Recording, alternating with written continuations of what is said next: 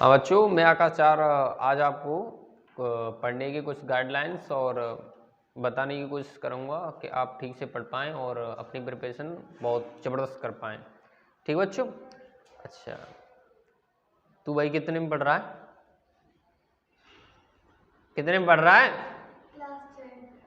अच्छा, क्लास 6 है आपकी। और आपकी कितनी है? क्लास 8। अच्छा, मतलब आप क्लास 8 6 के स्टूडेंट हैं। अच्छा, तो ये बच्चों मैं बता दूं, ये आपका जो 6 7 8 है और भी जो आप क्लास 8 से मतलब क्लास 1 से पढ़ते आ रहे हो, तो उसमें क्या करना है, वो आपका बेसिक स्ट्रक्चर है।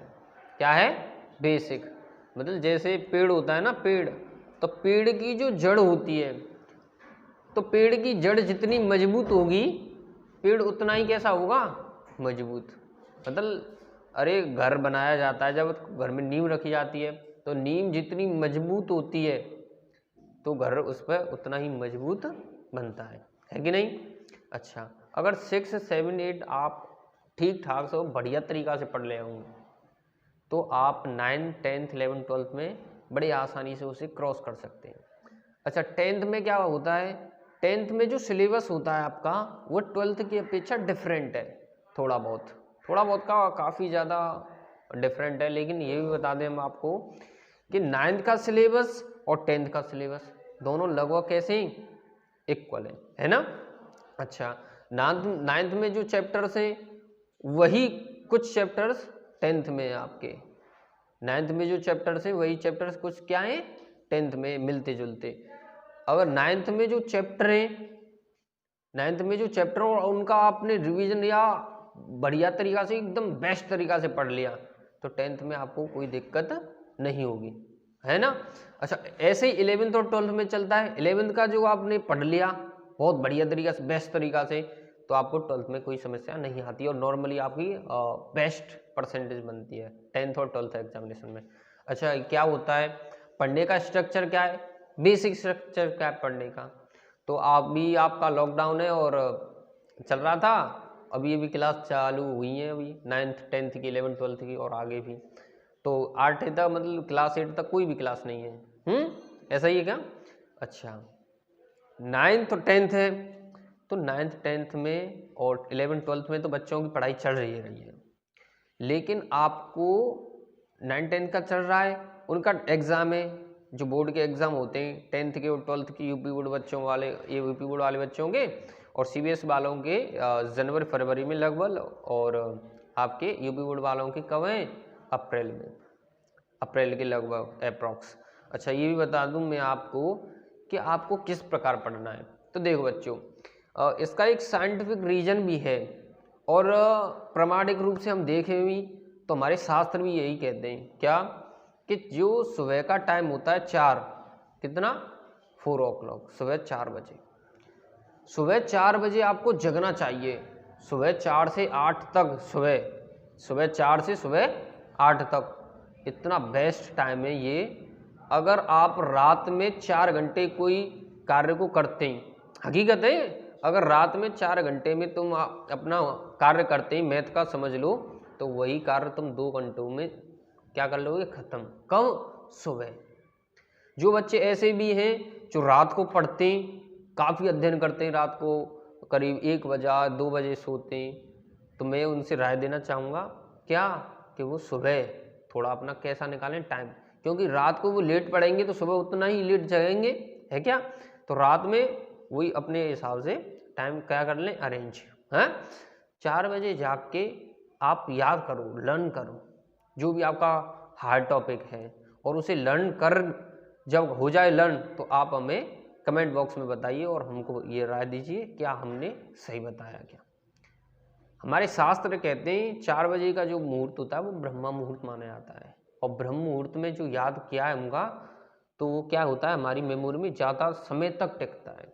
और जो चीज़ हमारे मेमोरी ज़्यादा समय तक टिकती है वो ज़्यादा यूजफुल होती है क्या? अच्छा, सुबह हम जल्दी जगेंगे तो हम क्या करेंगे? उसे आराम से बड़ी आसानी से याद कर सकेंगे। अच्छा, 4 बजे जग गए आप याद कीजिए, 4 से 5 आपने याद कर लिया कोई एक सब्जेक्ट, कोई टॉपिक लिया, कोई 10-12 क्वेश्चन लिए, वो आपने फिनिश कर लिए, 5 बजे आप फिनिश हो गए, फिर 5 बजे थोड़ा रेस्ट ले लीजिए 10-15 मिनट का, फिर आप पढ़ो। भाई मेहनत तो करनी पड़ेगी, सुबह 4 बजे तो जगना पड़ेगा, मेहनत करनी है तो है। 10th का जो बोर्ड है उसमें आपकी परसेंटेज आज आ गई तो आपका नाम रोशन होगा, आपके घर वालों का नाम रोशन होगा, और आपके जो जहाँ पर पढ़ते हैं विद्यालय में उसका नाम रोशन होगा, है कि नहीं। तो आपकी मतलब मैं यही सलाह देना चाहूँ कि आप ज़्यादा से ज़्यादा पढ़ने की क्या करें कोशिश। ऑफलाइन पढ़ाई इतनी चल नहीं रही है बेस्ट तरीके से, जैसा कि पहला कोरोना जो महामारी आई है पेंडेमिक, इससे पहले एपिडेमिक जो आई थी, इससे पहले जो पढ़ाई थी और उसके बाद जो पढ़ाई है वो क्या है, अंतर है उसमें। वो कैसा अंतर है, बच्चे भी झिझक के आ रहे हैं कि हमें हो जाएगा, कोई कह रहा हमें नहीं होगा, कोई कुछ भी कह रहा है, कोई कुछ भी कह रहा है, बहुत ही क्या है अफवाह चल रही, र्यूमर्स आ रही हैं। अच्छा, पहले जो पढ़ाई होती थी उसमें टीचर्स भी खुल के पढ़ाते थे बच्चों को, अब थोड़ा वैसा माहौल बना हुआ है, थोड़ा समझ सकते हैं आप। इसमें क्या आएगा, थोड़ा ढलान आएगा, दिनों में आएगा, हो सकता है अगली साल से आ जाए 2021 से। तो आपको घर पर रहकर और YouTube चैनल से, हमारे चैनल से सपोजिट या अदर चैनल से आप ज्ञान लेते रहिए और अपने घर पर भी पढ़िए। आप जितना पढ़ेंगे आपके लिए क्या है वो लाभदायक। मैं आपको एक बात बता दूं कि आपकी जो शिक्षा है वो आपके पास रहेगी, आपकी शिक्षा आपके पास रहेगी, उसे कोई नहीं बांट सकता, है ना। शिक्षा को कोई बांट नहीं सकता। अगर मैं ये भी बता दूं, प्राचीन काल से ये बात कही जा रही है और आज भी चल रही है कि धन है जो, क्या है, धन, उसे हम खर्च करें तो हमारे पास घटेगा। आज हम 10 रुपये हैं हमारे पास कितने रुपए, 10 रुपये। अगर उनमें से हम 5 रुपये खर्च कर दें तो हमारे पास कितने बचे आएंगे, 5 रुपये, मतलब कम हो गए ना। अगर हमारे पास अब नॉलेज में आ जाए, नॉलेज की फील्ड में, तो हमारे पास मान सपोज करके चलो कि हमने 8 क्लास तक की नॉलेज है हमारे पास। कितनी क्लास की है, 8 क्लास की।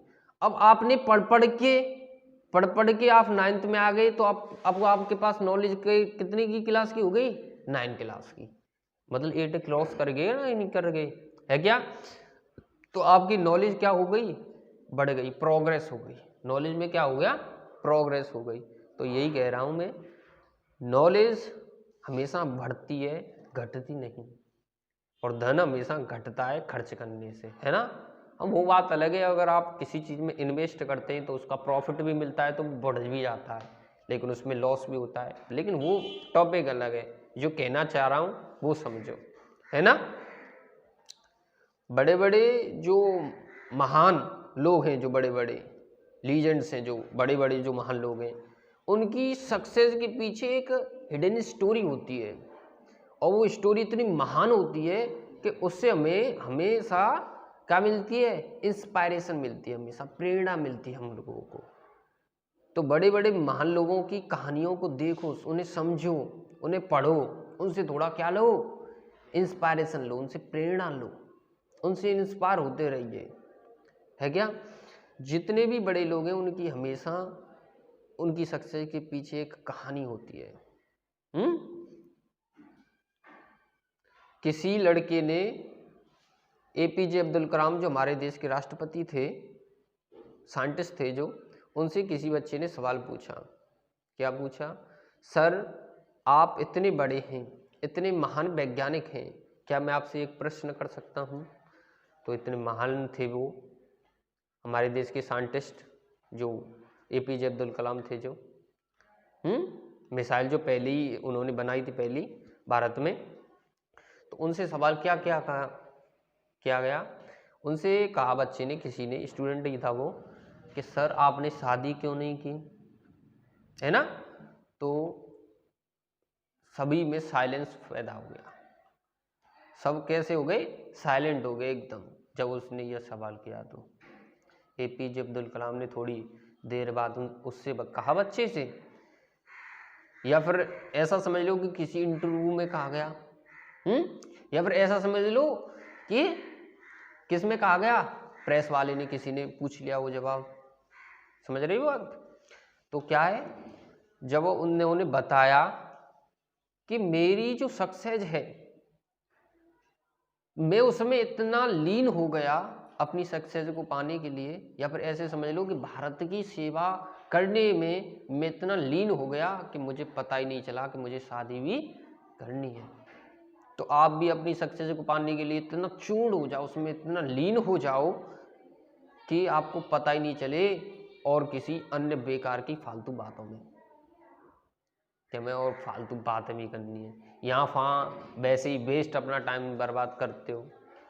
पढ़ने में अपना टाइम वेस्ट करो तो उससे लाभ मिलेगा, और किसी अन्य जगह पर टाइम वेस्ट करोगे तो उससे लाभ नहीं मिलेगा। लाभ मिलेगा, मैं कह रहा हूँ लाभ मिलेगा, लेकिन जैसे आप वैसे ही टाइम वेस्ट कर रहे हो, बातें कर रहे हो, तो उससे लाभ मिल रहा है कितनी देर के लिए, थोड़ी सी देर के लिए, मात्र समय के लिए, उतनी देर जितनी देर तुम बातें कर रहे हो, लेकिन पढ़ाई कर रहे हो उससे लाभ मिल रहा है हमेशा के लिए, हमेशा के लाभ मिल रहा है। अगर आपने कोई एक फॉर्मूला याद किया तो वो आज आपको याद है, कल भी याद रहेगा, परसों भी याद रहेगा और आगे भी याद रहेगा। उसे रिवीजन करते रहिए। बातों का क्या है, बातों में कुछ है, कुछ नहीं। ठीक है, आखिर में यही कहना चाहूँगा मैं सभी से कि भाई मजाक वजाक तो सब हो गई, हमेशा पढ़ते रहिए और खुश रहिए, खुशहाल रहिए। मैं आकाश चार आपसे विदाई लेता हूँ।